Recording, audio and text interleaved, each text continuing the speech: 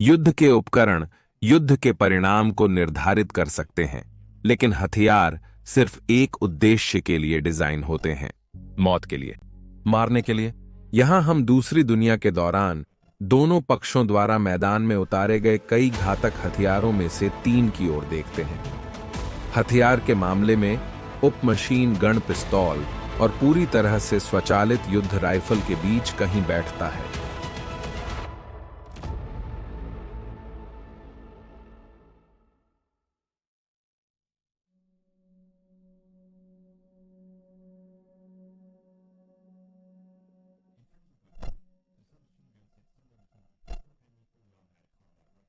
वास्तव में यह एक स्केल डाउन हमला राइफल के रूप में उपयोग होता है, जो मुख्य रूप से 9 मिमी गोलियां चलाता है।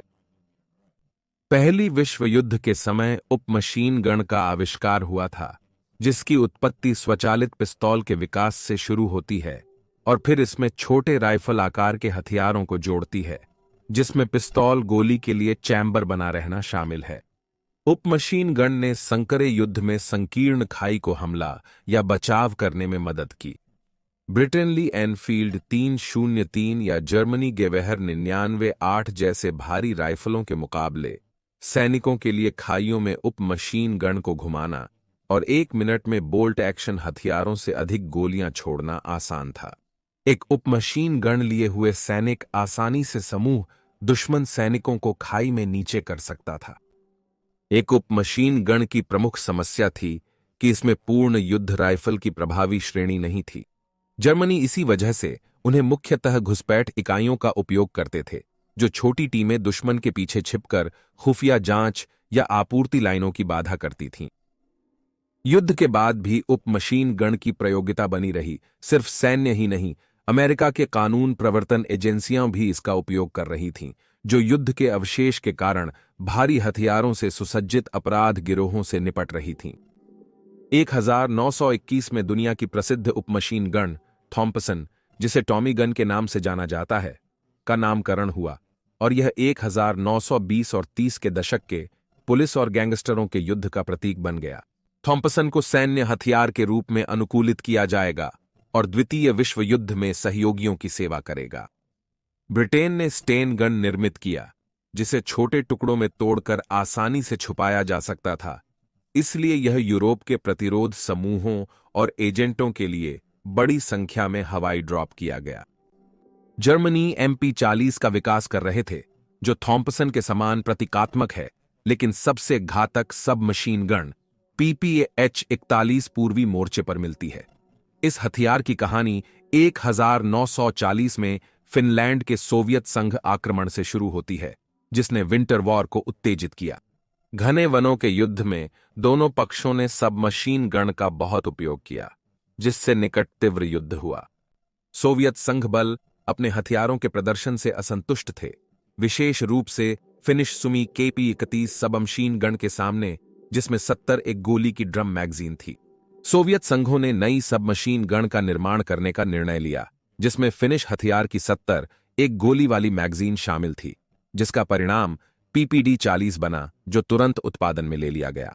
PPD-40 का व्यापक उत्पादन सोवियत संघ लाल सेना के लिए महंगा था, इसलिए एक सस्ता संस्करण, जिसे अकुशल श्रमिकों द्वारा मेटल फैक्ट्रियों और कार्यशालाओं में उत्पादित किया जा सकता था, तेजी से विकसित किया गया।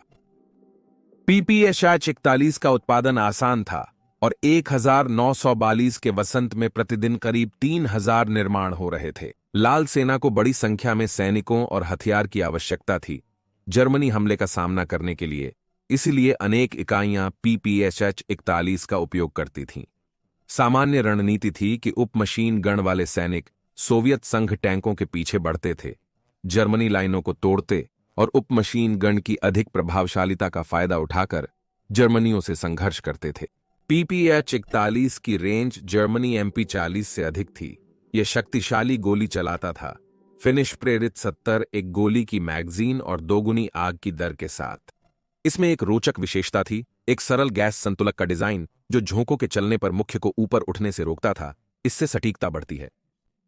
अंततः जर्मनी स्वयं इस हथियार को आधिकारिक रूप से अपनाएंगे, जिसमें कैप्चर किए गए संस्करणों को संशोधित करके और इसका संचालन कैसे करना है, इसके लिए प्रशिक्षण मैनुअल पैदल सेना, टैंक और वायु दल के कर्मियों ने इस हथियार को अपने साथ रखा, यदि उन्हें अपने वाहनों या विमानों को दुश्मन की रेखा के पीछे छोड़ना पड़े। कुछ को विमानों पर आक्रामक हथियार के रूप में प्रयोग किया गया, परंतु यह असफल रहा। दुर्भाग्यवश PPSH-41 एक सही हथियार नहीं था और इसमें कई कमियां थीं। इतने सारे कारखाने इसके उत्पादन में हिस्सेदार थे, जिसके फलस्वरूप उनमें मिनी अद्यतनाएं आईं।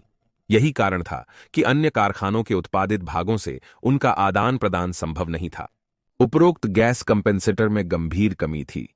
इसने मजल फ्लैश को वृद्धि की, जिससे छिपे हुए सोवियत संघ सैनिक की स्थिति पता चल जाती। 70 एक गोली की ड्रम अटकने की समस्या के कारण नजदीकी युद्ध में घातक थी, जिसके परिणाम स्वरूप इंजीनियरों ने 30-5 गोलियों की विश्वसनीय वक्रीय मैगजीन डिजाइन की।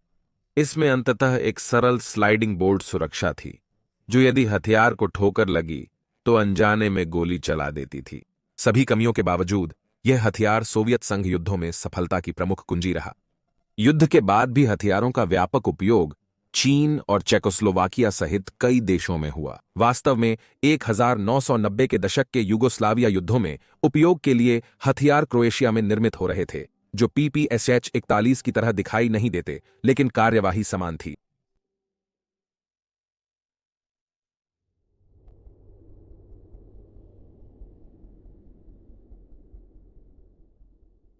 टैंक के आगमन ने युद्ध भूमि पर लड़ाई की तकनीक को बदल दिया।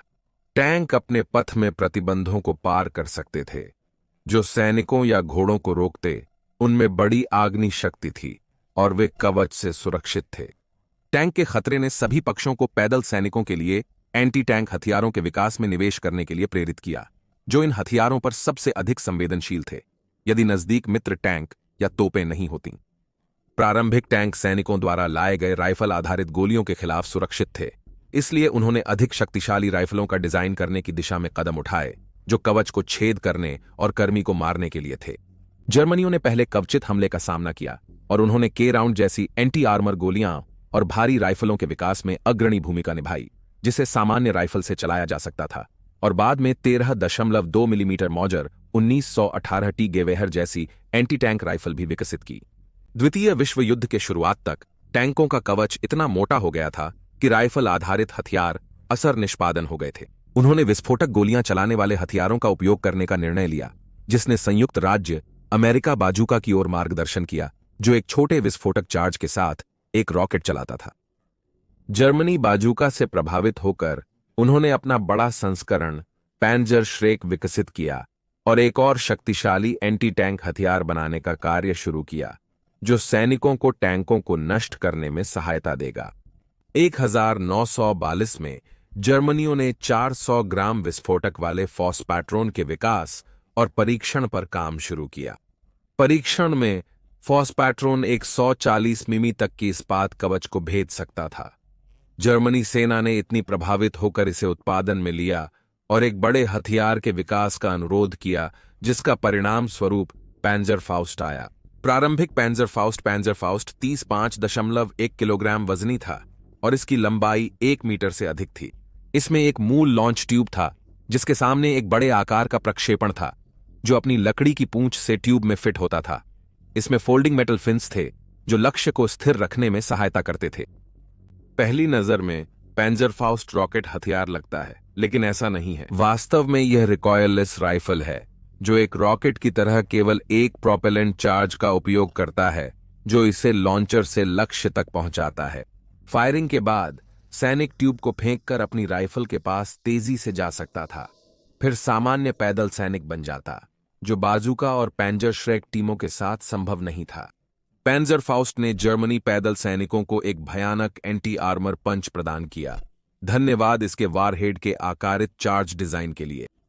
केवल वारहेड में अधिक संभव विस्फोटक बंधने से विनाशक शक्ति को एक बिंदु में केंद्रित करता है, जिससे एक टैंक के कवचित हुल को भेदने की क्षमता बनती है। दुर्भाग्य से पहले मॉडल में कुछ गंभीर नकारात्मक पहलू थे। प्रारंभिक पैंजरफाउस्ट की 30 मीटर की प्रभावी श्रेणी एक जर्मनी सैनिक के लिए भयानक थी, जो संयुक्त राज्य अमेरिका M4 शर्मन टैंक को नष्ट करने की उम्मीद कर रहा था, जो अक्सर 3 मशीन गन के साथ होता, एक हुल, एक टरेट में और एक टरेट के ऊपर। दूसरे, यदि किसी अन्य जर्मनी को पैंजरफॉस्ट चलाने वाले सैनिक के पीछे होना पड़े तो निकासी गैसें 3 मीटर तक घातक हो सकती थीं। हथियार की श्रेणी और प्रभावशीलता में सुधार के प्रयासों ने पैंजरफॉस्ट 60 की ओर ले गए, जो नाम से सुझाता है। इसकी श्रेणी 60 मीटर थी, प्रारंभिक मॉडल के दोगुनी, लेकिन यह अभी भी अशांतिजनक रूप से करीब था। पैंजरफॉस्ट 60 श्रृंखला सबसे प्रसिद्ध हो जाएगा। इसकी उच्च वेग प्रक्षेपण और आकारित चार्ज विस्फोटक के संयोग से यह 200 मिलीमीटर स्टील आर्मर को छेद कर सकता था। तुलनात्मक परीक्षणों में पैंजरफॉस्ट 60 ने एक बाजूका के मुकाबले उसी घनत्व की आर्मर पर 6 गुना बड़ा छेद बनाने की क्षमता प्रदर्शित की।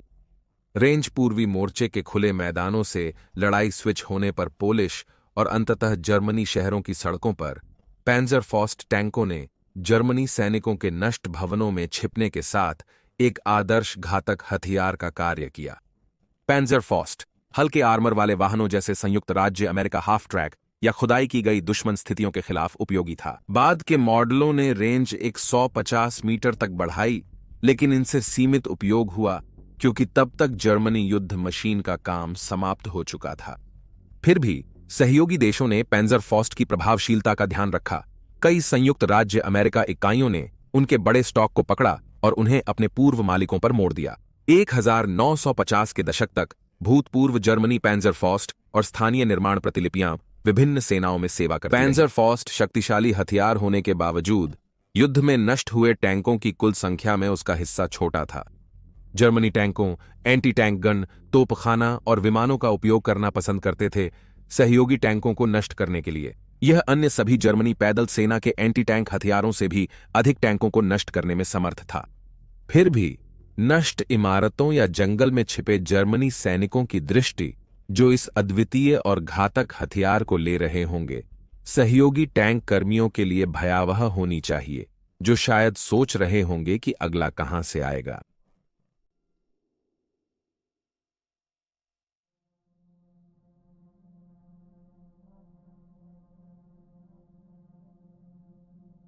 केवल कुछ ही हथियार होंगे जो M1919 ब्राउनिंग मशीन गन के समान युद्ध को प्रभावित कर सकते हैं। इसकी उत्पत्ति 1900 में जोन मोसेस ब्राउनिंग द्वारा डिजाइन की गई M1917 ब्राउनिंग मशीन गन के प्रारंभिक पेटेंट दाखिले से संबंधित है।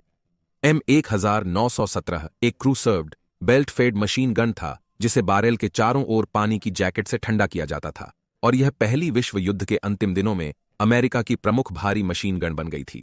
हालांकि इस हथियार से प्रति मिनट 450 गोलियां चलाई जा सकती थीं, लेकिन यह भारी और कुंभकर्ण हथियार था, इसलिए एक हल्का वायु शीतलित संस्करण बनाने का प्रयास किया गया, जिससे M1919 बना।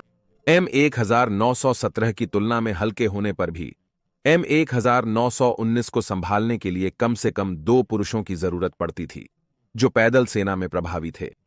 इसकी उच्च गोली चलाने की दर, रोकने की शक्ति और विश्वसनीयता ने इसे खुदाई की स्थिति की रक्षा और संयुक्त राज्य अमेरिका सेना के मोटरयान वाहनों, टैंक सहित पर लगाने के लिए उत्कृष्ट हथियार बनाया। अंतर्युद्ध दशकों में हथियारों के महत्वपूर्ण विकास होंगे जो उनके प्रदर्शन को बेहतर और उपयोग करने में आसान बनाएंगे। इसे कई संस्करणों और भूमिकाओं में बनाया गया, हालांकि अभी भी 30 राइफल बुलेट के लिए चैम्बर किया गया। इससे लॉजिस्टिक्स चेन का बोझ कम हुआ। 1929 तक पैदल सेना द्वारा हल्के संस्करणों के साथ साथ जीप, ट्रक, आर्मर्ड व्यक्तिगत वाहन, जल थल वाहन, टैंक, पेट्रोल नाव और जहाजों पर विभिन्न मॉडल माउंट किए गए थे। हालांकि यह हथियार नाजी शासन के विरोध में हवा में सबसे बड़ा योगदान देने वाला था। संयुक्त राज्य अमेरिका सेना और नौसेना ने अपने विमानों में विभिन्न हथियारों को फिट किया। तब सेना ने सभी भूमि आधारित संयुक्त राज्य अमेरिका वायु संचालनों की सरगर्मियां संचालित की, क्योंकि संयुक्त राज्य अमेरिका वायु सेना का निर्माण 1930 के दशक में यूनाइटेड किंगडम ने अपनी वायु सेना को हथियारबंद किया और नए मोनोप्लेन लड़ाकू विमान हॉकर हरिकेन और सुपरमरीन स्पिटफायर का विकास किया। इन दोनों विमानों का डिजाइन 8 मशीन गन चलाने के लिए किया गया था, जिनमें से एक M1919 का संस्करण था, जिसे ब्रिटेन 303 गोली के लिए चैम्बर किया गया था। यूनाइटेड किंगडम के युद्ध के समय ये 2 विमान जो ब्राउनिंग मशीन गन से सजे थे, उन्होंने जर्मनी लुफ्तवाफे को दूर रखा और हिटलर की विजय को रोका। दुर्भाग्यपूर्णतया बढ़ते गर्मन विमान कवच के कारण 303 गोली की प्रभावशीलता कम हो रही थी, क्योंकि इसमें आवश्यक भेदन शक्ति की कमी थी। कुछ हॉकर हरिकेन को लक्ष्य पर सामूहिक क्षति बढ़ाने के लिए उन्हें स्टॉक गैप समाधान के तहत 12 से फिट किया गया, लेकिन उन्हें जल्दी ही शक्तिशाली हथियारों से बदल दिया गया। ब्रिटेन ने पहले ब्राउनिंग्स की संख्या को 4 तक घटाया और 2 हिस्पानो 20 मिमी तोपें विनिमय की, जिनमें अधिक पंच था। वहीं संयुक्त राज्य अमेरिका ने अपने लड़ाकू विमान उत्तरी संयुक्त राज्य अमेरिका P-50 एक मस्तांग में 5.0 calibre M2 browning machine gun को अपनाया। ब्रिटेन और कनाडा बॉम्बर्स ने युद्ध के अंत तक अपने रात्रि बॉम्बर्स जैसे एवरो लैंकास्टर और हेनली पेज हैलिफैक्स में 303 ब्राउनिंग को समर्थित किया। दूर पूर्व में यह बंदूक विश्वसनीय वायु हथियार बनी रही, जैसा कि जापान ने अपने विमानों के गति और चुस्ती के लिए कवच संरक्षण छोड़ दिया। लेकिन अब M1919 अपना सबसे प्रभावशाली प्रभाव दुश्मन पर डालेगा। इसने सहयोगियों को दुश्मन पैदल सेना के खिलाफ सामूहिक शक्ति प्रदान की। निर्णायक पैदल संस्करण M1919 एसिक्स था, जिसे M1918 ब्राउनिंग स्वचालित राइफल के निराशाजनक प्रदर्शन के लिए सेवा में लगाया गया था। इसे फिर से हल्का और बहुत सुविधाजनक बनाया गया, जिसमें उपयोग और रखरखाव की सरलता पर अधिक बल दिया गया। मगर MG42 जैसे हल्के जर्मनी मशीन गन की तुलना में यह अभी भी एक बोझिल हथियार था। फिर भी यह युद्ध के अंत तक और उसके बाद भी सेवा में बना रहा। इस अद्वितीय हथियार के विविध संस्करण दक्षिण कोरिया, वियतनाम और अरब पड़ोसियों के साथ इसराइली युद्धों तक 1980 के दशक में बड़े पैमाने पर सेवा देते रहे। युद्ध के बाद कई यूरोपीय सेनाएं हथियारों को मानक 7.62 मिलीमीटर नेतो गोली के लिए पुनः चैम्बर करने लगीं, जब तक 1980 के दशक में M60 जैसे नए हथियारों द्वारा प्रतिस्थापित नहीं हुआ।